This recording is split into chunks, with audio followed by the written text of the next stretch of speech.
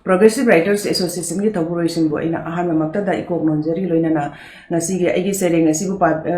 tabiriba amadi engbiriba singbo ina noluk sabu phongdok sari loinana ngasi gi sereng asida rana hoi soyangam jawro sumayam na ngapi gani habige sa thamdari taseng mede ai ngarang ta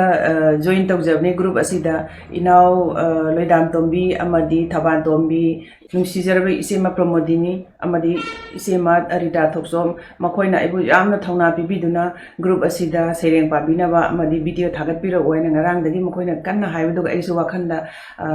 parage haina leptuna ngasi hijamira bot ki mapong numit ki sereng asima aina mayamda pathoksagi haina thorangjabani ngasi ge sereng ngasi maming halakhoni nahaku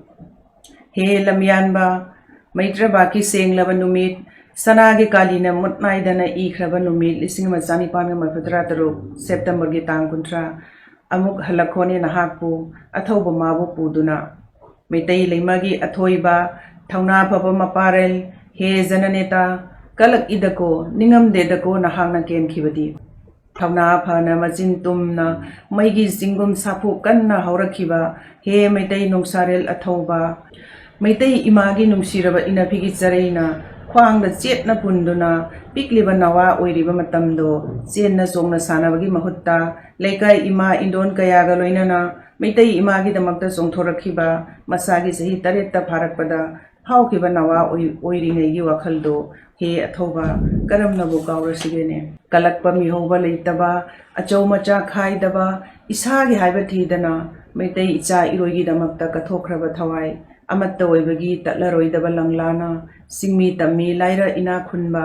lapa nakpa thidana imagi macha khudingma lengkhrabani na hakna tatlaroidaba amatta oibagi leipareng oina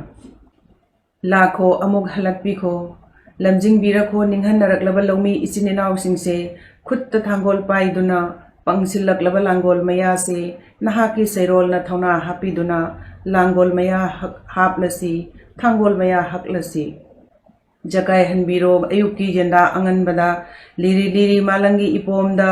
lokum isai ngangduna labuk maigai panghanbiraro anoba thauna hapiduna hanglaklaba labuk lamhangdagi khulam toina kaurakleni halakhoni nahaku lamjing maira sukhatpirakhoni isorna tharakpa dutni nahakti ason babu chingkhat piba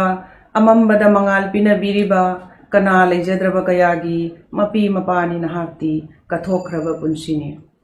nahaki khorjegi mayek pusu maitai saita leikolda ngairi khorang na imana halakho amuk he lamyanba machu kayagi anoba leirang kayasu leisa tamhan birakho yelam ko pukning sumat labalinamna maikai sin mathungna he athoba he jananeta pikliba na chana roi kayana sana bungdagi su khokho kabadi sana si haiduna khulam toina kaurakli base yamuni nungsidra he lamjing puren imagi minglen saktuna ningthiraba saktam ngaktuna imabu mataroi marak tilhangadabagi tha phanna lepkhiba meitai imagi maparel kaurakli ne maigai khudingdagi halakhone nahapu loizare aigi sere mayam punong pa amkhana khurumjare